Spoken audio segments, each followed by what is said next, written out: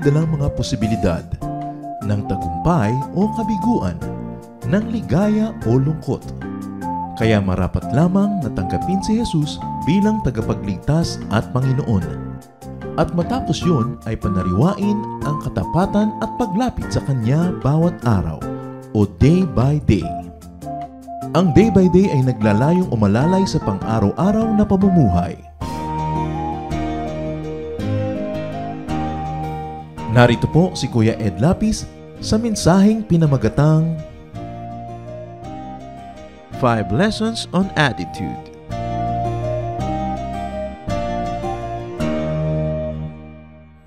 May mga bagay po na pwede nating baguhin at merong mga hindi pwede. Tinatanggap na lang. And many things cannot be changed. So what do we do about things that cannot be changed? We change our attitude toward them. What is happiness? What is peace? What is prosperity? Which is really the core of what many of us or all of us like. It's all a matter of attitude. At sa atin pong pag-aaral ngayon ang pamagat, 5 lessons on attitude. 5 mahahalagang mga aralin tungkol sa ating ugali, sa ating attitude. Heavenly Father, we thank you for the privilege of worship. We thank you, Lord, for the gift of life. We thank you for the gift of health that we enjoy, Lord. Salamat po at kami nakabangon ngayong araw na ito, nakaparito upang sumamba sa inyo. Binibigyan niyo kami ng kalayaan. Thank you, Lord, for our political freedom to worship you openly. Thank you for our physical freedom to move and be here and to worship you. And to those who are joining with us through worship in spirit while not being here right now, thank you even, Lord, for the freedom of our mind to worship you, though our bodies sometimes do not permit us to be so mobile. We thank you, Lord, that we know you, and we thank you for who you are. As we come to your presence, we ask, Lord, that you bless us. Kahit wala kaming patago sa inyo, malakas ang loob namin humingi ng blessing, Lord. Sapagkat kayo ang aming magulang, kayo ang nangakong pagpapalain nyo kami, at ito ang gusto nyong gawin. So, humihiling kami, Panginoon, ng pusong masunurin, isip na matalas, marunong, taingang nakaririnig na yung salita, at buong pagkataong sumusunod sa iyong katuruan. We surrender ourselves to you, Father, and we lay our hearts bare before you like empty cups. Fill us with your teaching. Fill us with your blessing, with your power. And may your words heal not only our physical ailments, but very especially our spiritual illnesses. May you change us from glory to glory as we allow your will to prevail upon ours, which you have so freely given to us. We surrender that will to you now and ask you, Father, let your will be done. We bring every thought captive to the name of Jesus, your Son. And in the name of Jesus, we declare ourselves your protectorate, your people. Protect us, Lord, from all harm. And in the name of Jesus, we reject and drive away any presence of evil. Any work and influence of the evil one we reject by the power of the truth, who is Jesus Christ himself. Lord, sit on your throne of power and glory. Lead your people unto greater godliness. Speak to us in clear terms, and may we obey you as you empower us. Lord, we commit this time to you. Be the speaker. In Jesus' mighty name we pray. 5 lessons on attitude. At gagamitin natin po at kukuhanin natin ang lesson na ito sa springboard na storya natin na John chapter 6, verses 1 to 13. Sometime after this, Jesus crossed to the far shore of the Sea of Galilee, that is the Sea of Tiberias. And a great crowd of people followed him because they saw the miraculous signs he had performed on the sick. Then Jesus went up on a mountainside and sat down with his disciples. The Jewish Passover feast was near. When Jesus looked up and saw a great crowd coming toward him, he said to Philip, "Where shall we buy bread for these people to eat?" He asked this only to test him, for he already had in mind what he was going to do. Philip answered him, 8 months' wages would not buy enough bread for each one to have a bite. Another of his disciples, Andrew, Simon Peter's brother, spoke up. "Here is a boy with 5 small barley loaves and 2 small fish. But how far will they go among so many?" Jesus said, "Have the people sit down." There was plenty of grass in that place, and the men sat down, about 5,000 of them. Then Jesus took the loaves, gave thanks, and distributed to those who were seated as much as they wanted. He did the same with the fish. When they had all enough to eat, he said to his disciples, "Gather the pieces that are left over. Let nothing be wasted." So they gathered them and filled 12 baskets with the pieces of the 5 barley loaves left over by those who had eaten. And may the Lord bless us through the reading of his powerful word. What was the background of this story? John the Baptizer was just beheaded. So Jesus retreated to a quiet place, probably for a private time, for a private purpose. But crowds who were so impressed by his miracles followed nevertheless. So the Lord's attitude about that event could and should not be changed. We're talking about attitude. What attitude did Jesus display? First of all, meron po siyang private purpose. Umalis nga sila sa crowds para magpahinga, para manahimik. Sinunda naman ng mapakarami mga tao, according to our reading, 5,000 men, not to count the women and the children, who were not always counted during those times.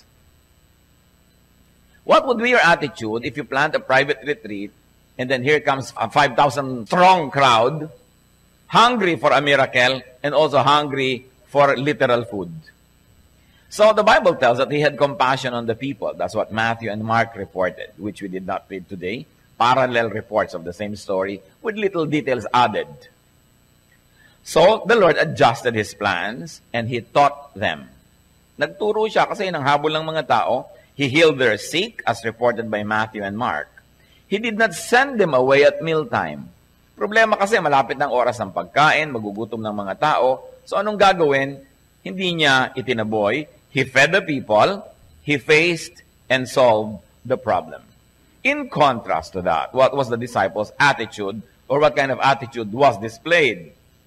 They wanted to send the people away. Matthew and Mark reported that they said, "Send the people away. Malapit na po ang oras ng gutom, oras na ng pagkain. Pauwiin nyo na ang mga tao." They wanted to leave the people to fend for themselves. In fact, they wanted to escape from the problem, to pass the responsibility on to others, and to save money. They were thinking about costs. Sabi nila, 8 months' wages. Ang daming papakanin. So kung ang sweldo ng isang karaniwang kawani, let's say sabihin na natin na 8 o 10,000 pesos, 8 months wages, di ano yun? 64,000 ba? Pagkarami-rami, kung 10,000, 80,000.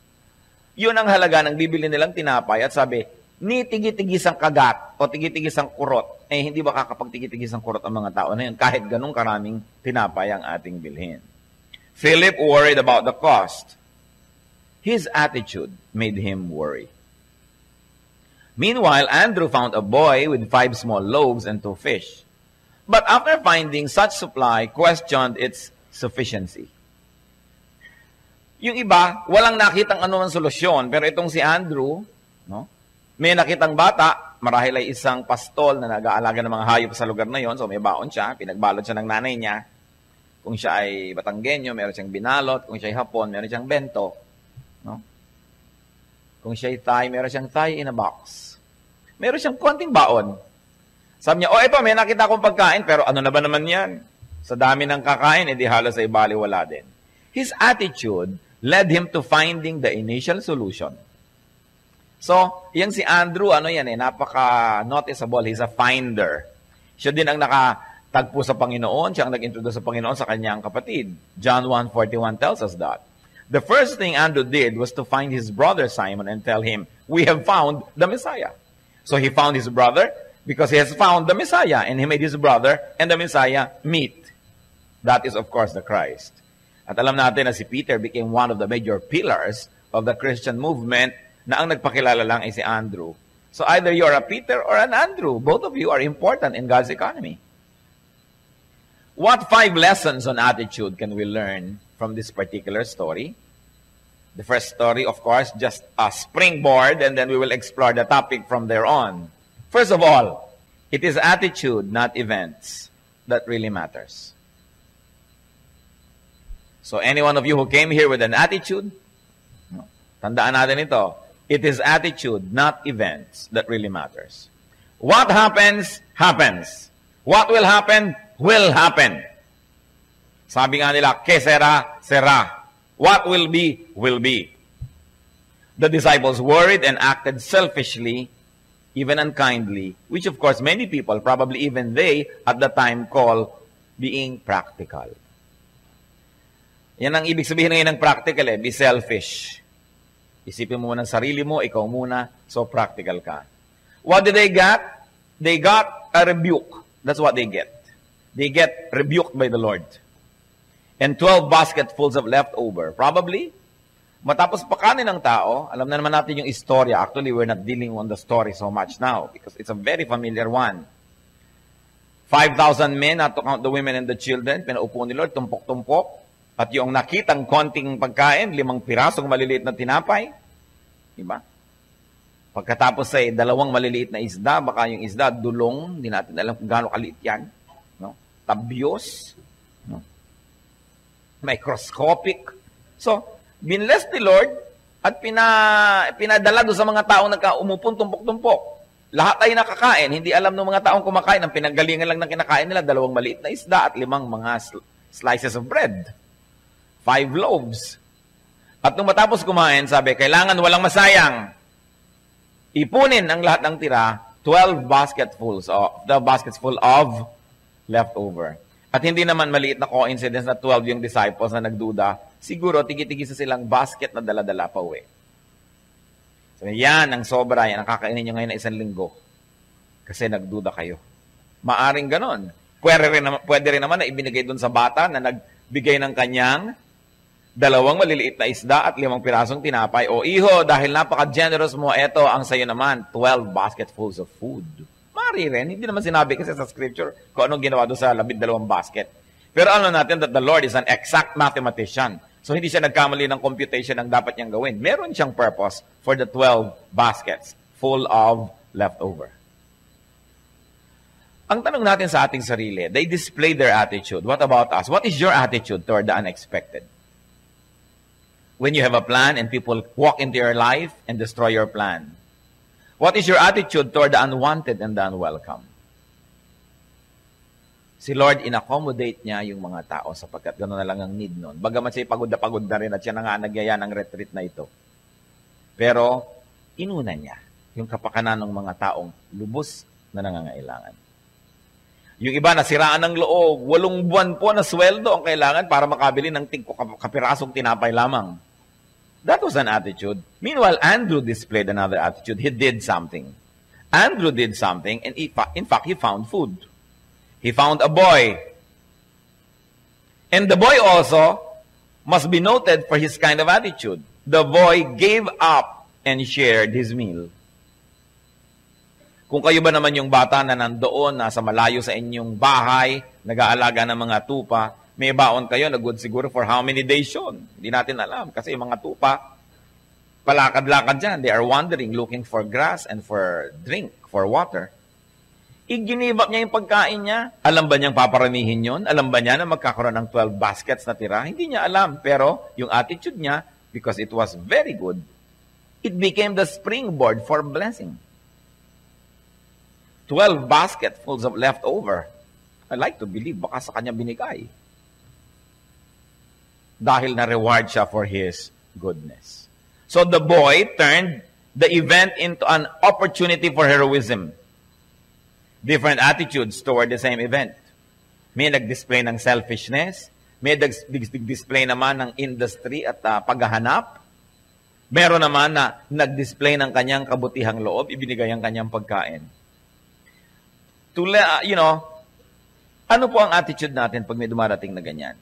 Meron tayong konti, may nangangailangan. Ginagamit ba natin yung panahon na yon para makapagpakita tayo ng magandang side of us? Or is it the ugly side of us that shows? Still more on attitude, and this time, let the story become just the opening for our study on attitudes. What other lesson can we learn about attitudes?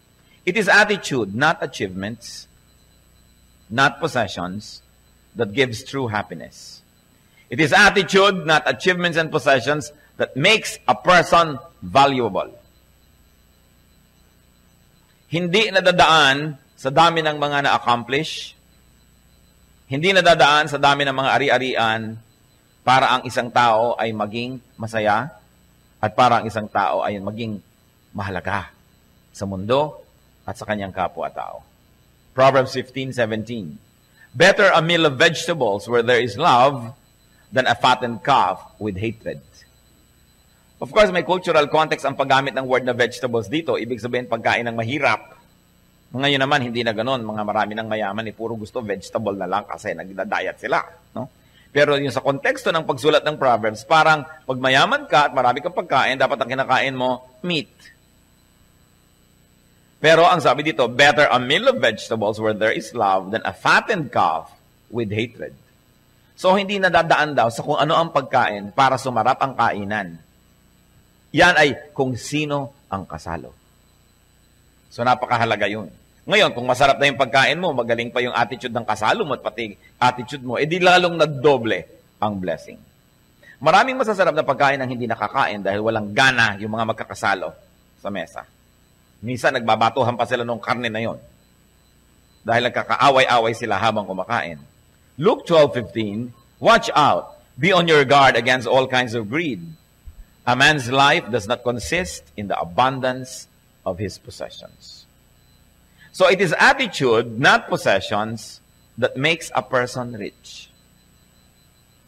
May mga tao na ordinaryong-ordinaryo lang ang income, ordinaryong-ordinaryo ang ari-arian, pero feeling rich. Kahit nakaupo lang sa balde ng Baguio Oil, nangunguyakoy at nagpapapedicure sa Blumentritt, no? Feeling rich. Umiinom ng sago at palamig. Parang feeling na niya, nasa Boracay siya. Wala yan sa lugar. Wala sa ari-arian.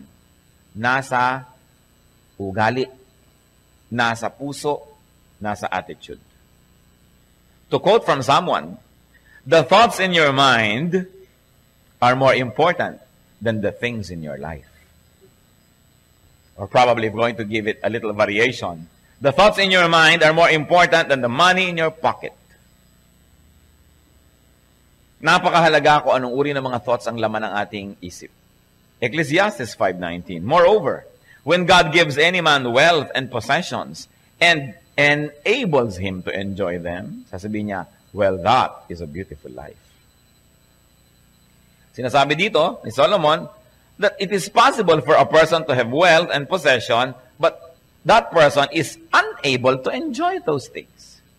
Kaya sabi, kaya kung meron ka na, napagkalooban ka ng kayamanan at mga ari-arian, at napagkalooban ka pa ng kakayahan to enjoy it, iyan ang tinatawag na blessing. Kaya hindi yung halaga ng ating mga ari-arian, kundi paano natin pinahahalagahan ang ating mga ari-arian. It's not the amount. Sino ang wealthy person? Wealth is not correctly measured by how much you have, but how much you enjoy what you have. Yun ang talagang wealth. Kumisa nga, how much you enjoy what others have. Nakikipakinig ka sa radyo ng kapitbahay, nag-e-enjoy ka, that's wealth. Maraming magagandang tao, ang gaganda ng damit, ang gaganda ng alahas, sa halip na mainis ka at mainggit, tinitingnan mo sila, ine-enjoy ng mata mo ang kagandahan ng kanilang mga damit, ang kagandahan ng kanilang mga ayos, nag-e-enjoy ka nun. Nag-e-enjoy po ba kayong makakita ng mga magagandang tao o pag nakakita ka ng maganda, inggit agad ang pumapasok sa iyong utak? Can you imagine? Nagpaganda siya ng nagpaganda, tapos ikaw ang titingin, edi libre ang iyong panoorin.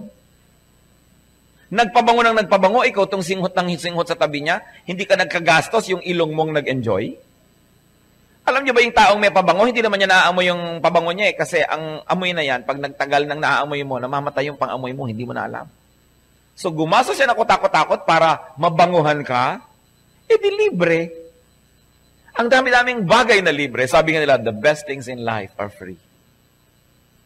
But we've got to have the attitude. Don't always be deceived by the desire to possess.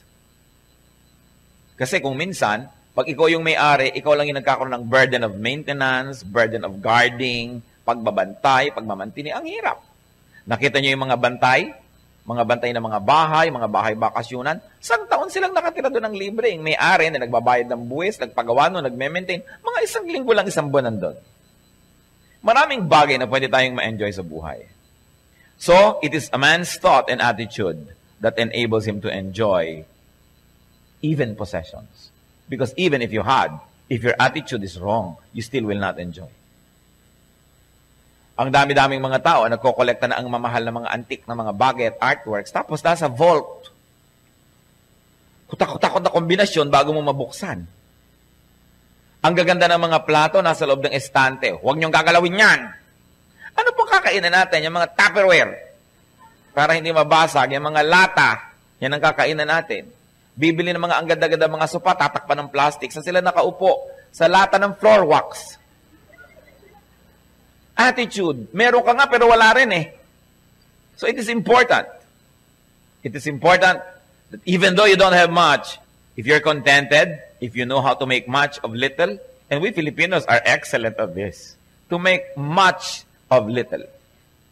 So 1 Timothy 6:6, godliness with contentment is great gain. Ano pong attitude natin?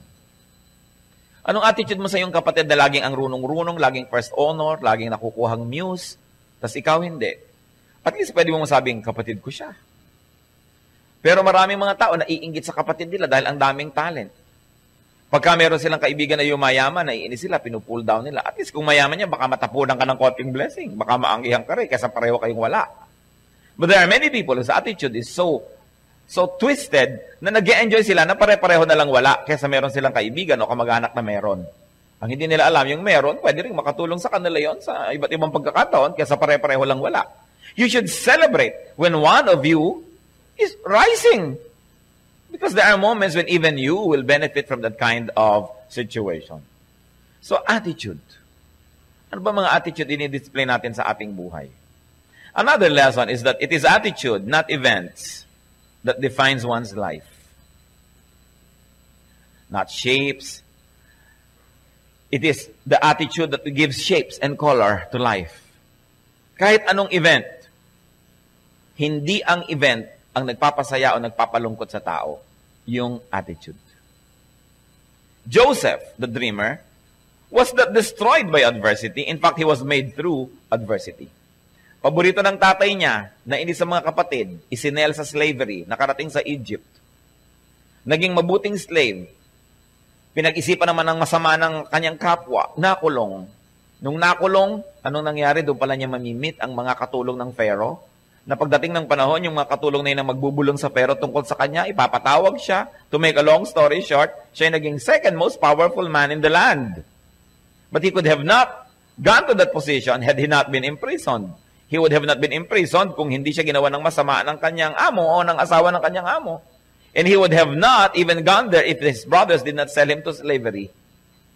So maraming mga tao are on their way to Egypt, to a land of slavery, pero ang nakikita lang nila, yun lang. Kaya sila nalulungkot. Hindi nila nakikita na yun ay pintuan, entry point to greatness. It is attitude.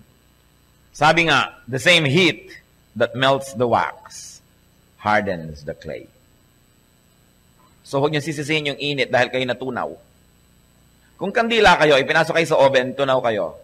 Pero kung kayo'y putik, pinasok kayo sa oven, lalo kayong titigas. So, it is really you, not the heat, that determines what kind of life you will have. Another lesson is that it is attitude, not looks, that makes one truly attractive. Ano po ba ang nagmamagnetize sa atin sa tao? Hindi talaga looks, attitude. Yung looks, pang-umpisa lang yon. Sapagkat, kung talagang ang looks ang nagiging attraction ng isang tao, bakit merong ang gagandang mga babae, hinihiwalayan pa rin ang asawa? Bakit merong ang gagandang lalaking mga iniiwan pa rin ang asawa, ipinagpapalit sa mukhang bangungot? I have heard so many beautiful women lament na ang ipinagpalit sa kanila ng kanilang asawa, isang babae talagang mukhang bangungot, na ang libangan lang ay ngumata ng chiclet, no? At manguyakoy. Puro peklat pagka hindi na pula ang ilaw. Pero bakit ipinagpapalit? Sometimes it is attitude. Hindi naman natin sinasabing, palitan nyo ang pangit na attitude ng asawa. Pag yan na yan, yan na. Pero ang point, kung talagang physical beauty ang attraction, bakit ang dami-daming magaganda iniiwan pa rin ng kanilang mga mahal sa buhay? How come very good-looking people are left, abandoned, escaped from by their partners? Although, of course, it is contestable na kung sila talaga lagi ang may kasalanan noon. Kung minsan naman talagang mapaglaro lang yung isa. But what is important here is to note that you cannot keep people interested in you. You cannot keep people wanting you to be around them just by being beautiful. It is good to be beautiful. But remember, church, listen to this. What is good will definitely be beautiful. So it's not enough to just be beautiful. Be good. Because if you are good, you become beautiful. Yun ang napakahalaga.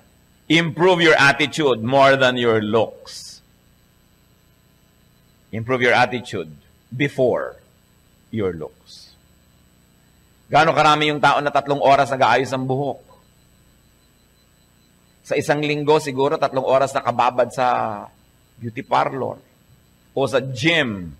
3-4 na oras na nagbubuhat ng mga bakal na kung ano-ano, no? Para gumanda. Hindi masama. Inaayos ang balat, inaayos ang muscle, ang buhok, ang ngipin, ang lahat na. Pero gaano karaming porsyento ng oras na yon ang ginugugol natin para ayusin ang ating ugali? Siguro kung kalahati man lang. Nalilimutan ba nating magsuklay, manalamin bago lumabas ang bahay? Pero naaalala ba natin laging, teka, ano bang masama kong ugali kahapong na-display? Hindi ko na gagawin ngayon. Ano bang dapat maganda kong ugaling gawin ngayon? Gaano karaming oras ang ginugugol natin para ayus-ayusin ang ating mga pag-uugali? Kaya it is not only looks. Although looks are important, but it's not all important at the expense of our attitude. Yung mga ibang tao sobrang blessed eh. Ang ganda-ganda na physically, ang ganda-ganda pa ng kalooban. Napakahalaga. At wag din naman nating i-ignore yung ganda na skin deep. Importante rin yun. Sasabihin nyo, ano ba naman beauty? Beauty is only skin deep. Ano ba naman ang gusto mo makarating na hanggang pancreas? You have beautiful pancreas. Mga sour grape lang kung minsan yan ang iba, no? I-appreciate it natin yung physical beauty. Yes, why not? But, more than that, it is the heart that really makes people beautiful. 1 Peter 3:3. Your beauty should not come from outward adornment, such as braided hair, and the wearing of gold jewelry, and fine clothes. Instead, it should be that of your inner self, the unfading beauty of a gentle and quiet spirit, which is of great worth in God's sight. Don't get the verse wrong. Hindi sinasabing huwag kayong mag-wear ng jewelry, hindi sinasabing huwag niyong itiritas ang inyong buhok, hindi sinasabing huwag kayong magpaganda. Pero ang sinasabi dito, hindi lang yan ang kagandahan. Kung meron kayo niyan, hindi yan sapat kung yan ay nandyan. Bagamat mabuti, mas lalo niyong pagandahin ang inyong kalooban. Yung iba naman kasi, akala pag ikaw ay Kristiyano na, meron ka malinis na puso, kahit mukha kang tirirenggay, okay na.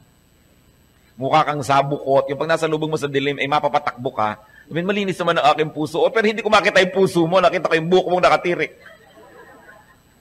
So, importante na maganda sa loob, maganda sa labas. Kaya nga po, binibigyan ko lang ng diin eh. Kung kalahati lang ng panahon na ginagamit natin sa pagpapaganda ng labas, eh inaasikaso natin yung kalooban natin, we would be wonderful, wonderful people. You brighten up a room just by entering it. But as it is, kahit ang ganda-ganda mo, kung ugali mo pangit, you brighten up a room just by living it. Kaya kasabihan natin, ang matatanda, bahay may palasyo kung nakatiray kwago, mabuti pa'y kubo kung nakatiray tao. Pero hindi naman sinasabing huwag kang titira sa palasyo. Kung tao ka na, nasa palasyo ka pa, edi double blessing. Ngayon, kwago ka na, nasa kubo ka pa. Sumpa ka naman ng kalangitan, isa kang mariing hampas ng langit sa bayan. Kaya kailangan ayus-ayusin ang ating buhay. Sa Isaiah 53 verse 2, dinidescribe po ni Isaiah ang Panginoong Jesus. He had no beauty or majesty to attract us to Him. Nothing in His appearance that we should desire Him. Yan po ang description ng propetang si Isaiah tungkol sa Panginoong Jesus. Daan-daang taon pa bago siya nagsakatawang tao at isinilang sa lupa. Kaya mali yung mga artistic depiction na sobrang, ay, ganda naman ang lahat-lahat, no? Sabi, He had no beauty nor majesty to attract us to Him. Nothing in His presence that we should desire Him. And definitely, hindi umiilaw ang kanyang ulo. Walang bilog sa ibabaw ng kanyang ulo. Kasi kung meron nun, ba't kinailangan pa siyang halikan ni Judas to identify dun sa madilim na garden? Eh di dapat, ayun, yung umiilaw, yun ang hulihin. So nakikita natin even yung mali, yung mga artistic depictions of the Lord. 1 Samuel 16:7, man looks at the outward appearance, but the Lord looks at the heart. Kaya napakahalagang yung puso uunahin natin. Hindi naman ine-neglect yung katawan, yung appearance, pero mas bigyan pa ng diin yung ating puso. Panglima, tungkol sa attitude. Attitude can be chosen. Pwedeng piliin kung ano ang attitude na ating palalabasin. Attitude is under your control. Proverbs 29:11, a wise man keeps himself under control. Huwag niyo sasabihin, nawalan ako ng control kasi nakakainis siya eh. Kasi kung tuwing may nakakainis, nawawalan ka ng control, therefore, wala kang sariling orbit. Your life is shaped, determined, defined by the behavior of people around you. Wala kang kakanyahan, kasarinlan, wala kang pagkatao. Pero binigyan tayo ni Lord noon. 1 Corinthians 7:37, man is under no compulsion, but has control over his own will. So kung magdi-display ka ng galit, it is your choice. Magdi-display ka ng bad manners, it is your choice. You can choose to be good. You can choose to be bad. You can choose your attitude. Your attitude colors your world. But the nice thing about it is that it is your choice. Attitude can be chosen. Attitude can be changed. Attitude can be controlled. Galatians 5:22-23, discussing about fruit of the Spirit, a person full of the Spirit, but the fruit of the Spirit is, among others, self-control. Dapat natin gawing goal not to control others. Alam niyo, mga ibang tao, ang galing mag-control ng asawa, ang galing mag-control ng anak, ang galing mag-control ng mga empleyado, ang galing mag-control ng nasa paligid, pero hindi makontrol ang sarili. It is the most important conquest to control yourself. Philippians 4:11-13. Paul says, I have learned to be content whatever the circumstance. I know what it is to be in need, and I know what it is to have plenty. I have learned the secret of being content in any and every situation, whether well-fed or hungry, whether living in plenty or in want. Why? Because I can do everything through Him who gives me strength. Yan ang sinasabi ni Paul. Kaya kong gawin ang lahat sa pamamagitan ni Kristo na siyang nagbibigay sa akin ng kakayahan. Kaya huwag niyo sasabihin, hindi ko kasi kaya ang kontrol sa sarili ko eh. Hindi ko kasi, yung pituitary gland ko kasi eh. Yung sugar count ko kasi eh. Yung kasing bituka ko, yung abdo ko, yung kung sino-sino sinisi. Yung lola ko kasi. Alam mo, sabi kasi ni Freud, yung kung ano ng mga theories. We are in control of ourselves. That's what the Bible says.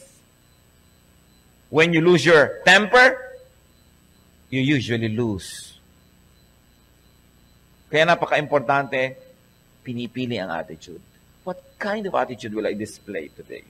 If I am faced with a problematic person, what kind of attitude will I display? And remember this, people need love, especially those who don't deserve it. Kaya kung ang minamahal mo lang, yung kamahal-mahal, kahit naman mga hindi anak ng Diyos, ginagawa yun eh. Pero tayo mga anak ng Diyos, we have to be different. Sabi nga ni Lord, you have to be perfect because your Heavenly Father is perfect. To do something beyond what unbelievers are able to do. Choose your attitude and have the power to choose the quality of your life. The quality of your life is not dictated by the national GNP, by national statistics. The quality of your life is not dictated by geopolitics. It is not dictated by the exchange rate of the peso and the dollar. It is not even dictated by who will be the next president of this forsaken land. But the quality of your life is determined by your attitude. Ephesians 4:22-24. You were taught with regard to your former way of life to put off your old self, which is being corrupted by its deceitful desires, to be made new in the attitude of your minds, and to put on the new self, created to be like God in true righteousness and holiness. At ano pong sinasabi ng Philippians 2:5? Our nation is a great hope. And the hope of our nation is in our attitude. The way that the Lord can change our attitude so that we can become achievers, not complainers. So we can help each other, not destroyers of each other. So we can build a nation instead of destroy it. It's important to have an attitude that is positive, godly, and Bible-based. Philippians 2:5. Your attitude should be the same as that of Jesus Christ. Kaya bumalik tayo dun sa storya na inumpisahan natin. The Lord had to change plans. Well, that was his attitude. He changed plans and accommodated people. He did the right thing. He did the important thing. The Lord, siya ay ipinapako sa krus. Anong ginagawa niya? Nananalangin. Ang pinapanalangin yung nagpapako sa kanya. Sabi, Father, forgive them, for they know not what they do. Kung siya ay hindi tinatanggap, ay ang Panginoon ay hindi ipinipilit ang sarili. At kung siya ay tinataboy, umaalis naman siya. Hindi niya pinagpipilitan ng kanyang sarili. Your attitude should be the same of Jesus Christ. Kung kailangan magtrabaho, nagtatrabaho. Ang kailangan dinggin, dinidinig. Ang kailangan tingnan, tinitingnan. Naglilingkod. And on top of all that, and through all that, maintaining a holy lifestyle. Kumusta po ang buhay niyo? Kuminsan, may makakasabay ka sa elevator. Kahit hindi kumibo, alam mong pasa ng daigdig. Sabi ng mukha. Kasi kawawa na itong tao to, ano kayo mga kalungkutan ng daladala niya? Pag tinanong mo, malungkot ba kayo? At kung tatapatin niya kayo, sabi niya, oo. Kasi ang asawa ko kasi ang tatay ko, kasi ang economy, kasi wala kaming tubig, kasi walang kuryente, kasi wala akong pera. Ang dami niyang sisisihin. Wala pa ako nakitang sinabing, kasi attitude ko bulok. Diba? O bakit kayo nag-away ng asawa mo? Kasi ang pangit ng attitude ko eh. O bakit kami miserable? Kasi attitude ko. Hindi natin nakikita. Kaya ipinapakita ng Scripture. Mostly it is our attitude that shapes our life. Change your attitude, change your mind. And if you already have a good life, you say you have a good attitude, continue to change for the better. Because room for improvement is the biggest room in the world. Ang sabi sa Romans 12 verse 2, be transformed by the renewing of your mind. So anong attitude natin? Tama na sasabihin, ganito talaga ako eh. Hindi dapat ganun yun. Dapat ganito ka, hindi yung ganito talaga ako. Dapat binabago natin yan. Pag sasabi mong, wala na akong magagawa. No, never. Never. Don't say this. It must never be heard from a Christian's mouth na wala tayong magagawa. Sabi ni Paul, I can do all things through Christ who gives me strength. Ano pong attitude natin ang dapat mabago? Lalo tayo kuminsan na may pera, may kapangyarihan, kuminsan hindi na tayo nauobligang magpalit ng ugali kasi pagtsatsagaan naman tayo ng mga tao eh. Sinusweldohan naman natin sila eh. Tinutulungan naman natin sila eh. Tayo naman tong amo. Pero meron pa tayong amo na nandun sa langit na yung attitude daw niya ang dapat natin tularan. Dear Lord, we thank you for reminding us. Nawa makita namin, Lord, yung aming pananagutan sa mga gulo ng buhay namin, sa aming kalungkutan, mga miseries, at yung paghihirap namin. Nawa makita namin kung ano yung aming personal na pananagutan at kung ano dito yung dahil sa aming personal attitude.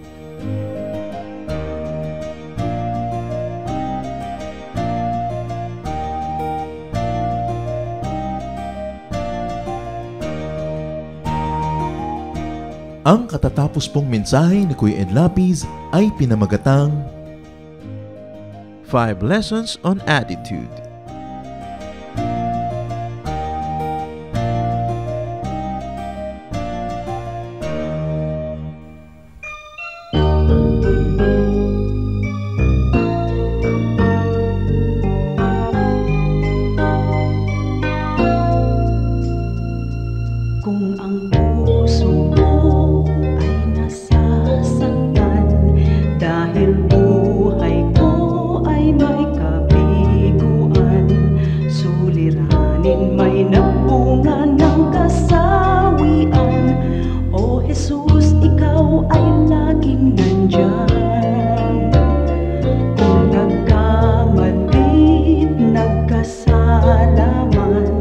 Ang patawad mo'y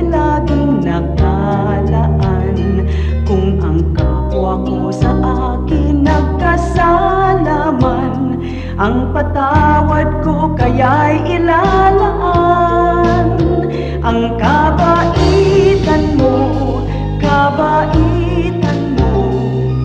ay dapat mong tularan sa buhay ko. Ang kabaitan ko,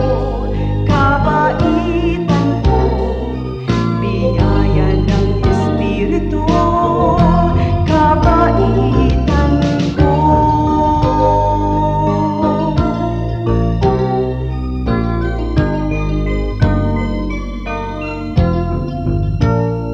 Kung nagkamalit, nagkasala man, ang patawad mo'y laging nakalaan. Kung ang kapwa ko sa akin nagkasala man, ang patawad ko kaya'y ilalaan. Ang kabaitan mo ay dapat mong tularan sa buhay ko. Ang kabaitan ko, biyaya ng Espiritu, kabaitan ko.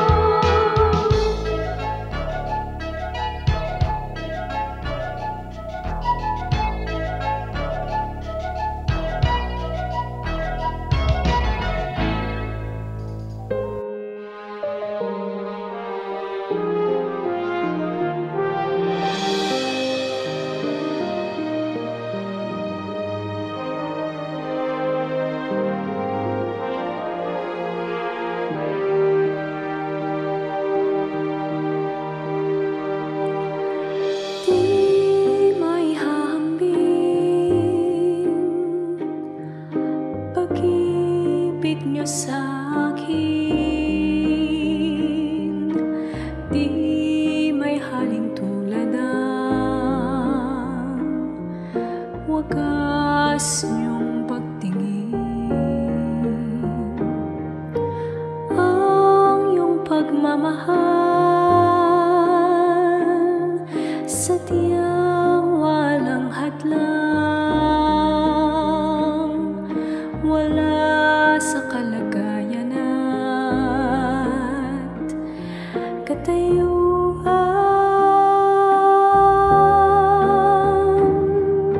Hawak niyo aking kamay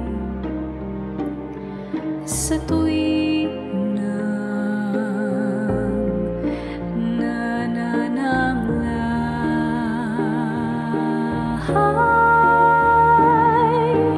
at sa tuwing magkamali. Walang hanggang pagpapatawad niyo sa'kin.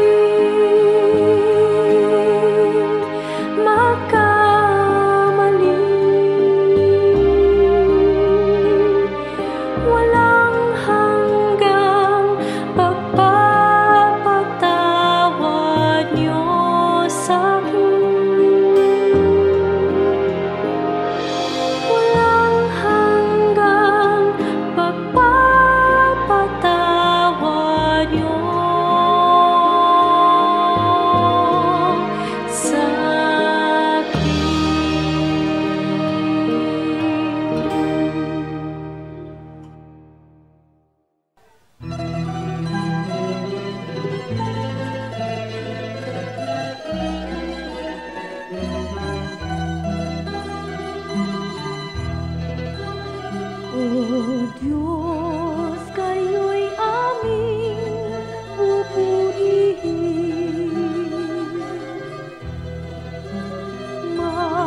Marapat na ito'y aming gawin. Ang inyong gawa sa amin ay namamasdan. Tunay na dapat kang papurihan.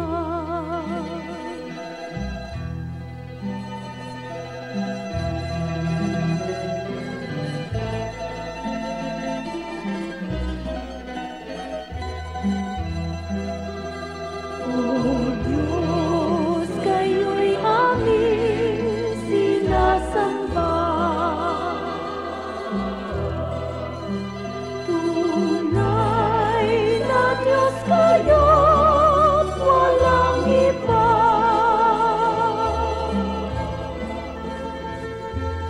Ang inyong likha ngayon'y nangangayo pa pa. Ay buti niyo, O Diyos, kay dakila.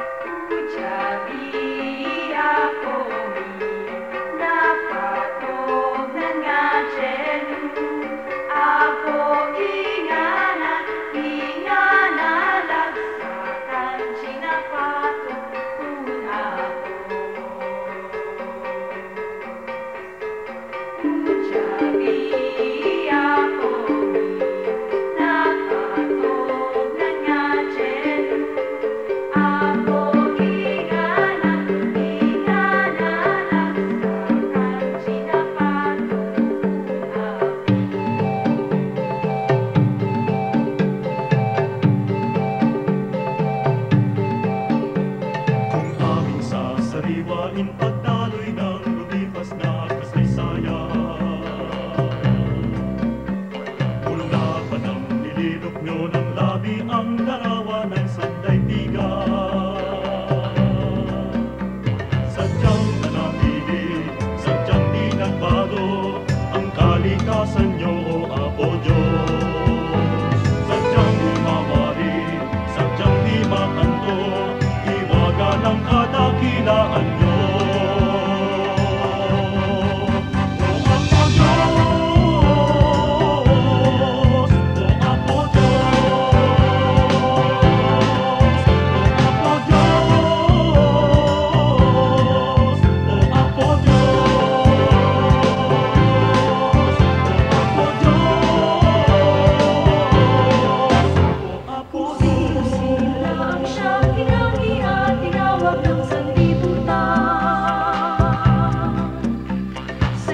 lamang Jesus, bakas ang langit at ang diwa ng kalikasan. Walang ibang ibig, walang ibang layon, kundi kayo mo lamang ako, Diyos. Pagkat walang hari, walang Panginoon, ang higit sa kamahalan niyo.